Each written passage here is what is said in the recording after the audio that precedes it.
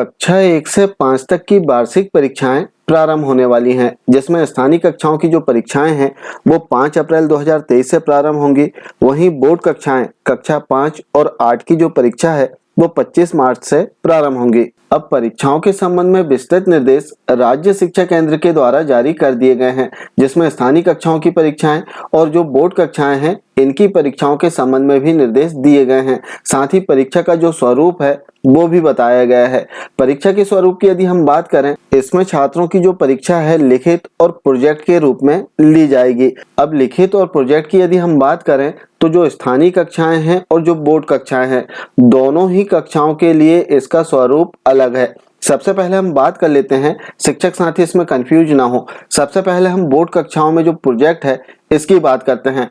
कक्षा 5 और 8 में जो प्रोजेक्ट रहेगा वो 20 अंक का रहेगा और इस संबंध में विस्तृत निर्देश जारी किए गए हैं राज्य शिक्षा केंद्र के द्वारा, जिसमें प्रोजेक्ट कैसे लेना है, कब तक लेना है और इसके प्राप्तांकों का जो पत्रक है वो कब तक जन शिक्षा केंद्र में जमा करना है, संबंध में सारे निर्देश दिए गए हैं। इसमें समान रूप से हम देखें तो कक्षा 5 और 8 के लिए जो प्रोजेक्ट है वो 20 अंक का रहेगा, जिसमें 2 प्रोजेक्ट छात्रों से लेना है।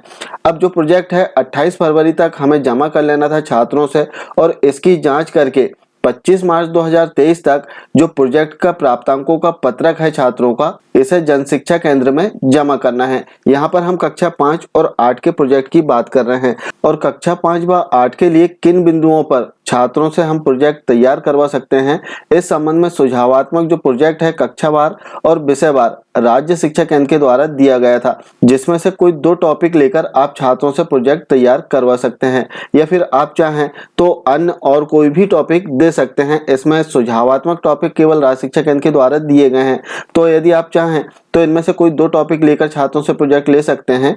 साथ ही इसमें हम बात करें तो एक प्रोजेक्ट 10 अंक का रहेगा कक्षा 5 और 8 के लिए और 2 प्रोजेक्ट छात्रों से लेना है, तो इस प्रकार से 20 अंक का प्रोजेक्ट छात्रों का होगा, अर्थात 20% जो अधिभार है वो प्रोजेक्ट अंक के लिए रहेगा। वार्षिक परीक्षा का जो स्वरूप है कक्षा 5 और 8 के लिए, इसमें सामान्य सा स्वरूप है। 60 अंक लिखित परीक्षा के लिए रहेगा, अर्थात 60% जो अधिभार है वो लिखित परीक्षा, वार्षिक में जो लिखित परीक्षा रहेगी इसके लिए 20% अधिभार प्रोजेक्ट के अंक के लिए और 20% अधिभार अर्धवार्षिक परीक्षा के जो प्राप्तांक है छात्रों के उसके रहेंगे। तो इस प्रकार से हम देखें तो 100% जो अधिभार है वो आ जाएगा। 60% लिखित, 20% प्रोजेक्ट और 20% अधिभार अर्धवार्षिक परीक्षा का रहेगा। तो इस प्रकार से कक्षा 5 और 8 के लिए स्पष्ट है कि जो प्रोजेक्ट है वो 20 अंक का रहेगा। अब हम बात कर लेते हैं स्थानीय कक्षाओं की। तो स्थानीय कक्षाओं में कक्षा 1 और 2 का प्रोजेक्ट नहीं लेना है, हमें प्रोजेक्ट लेना है कक्षा 3 व 4। वहीं माध्यमिक स्तर में कक्षा 6 व 7 का प्रोजेक्ट लेना है। अब स्थानीय कक्षाओं के लिए जो प्रोजेक्ट का स्वरूप है वो बदल दिया गया है।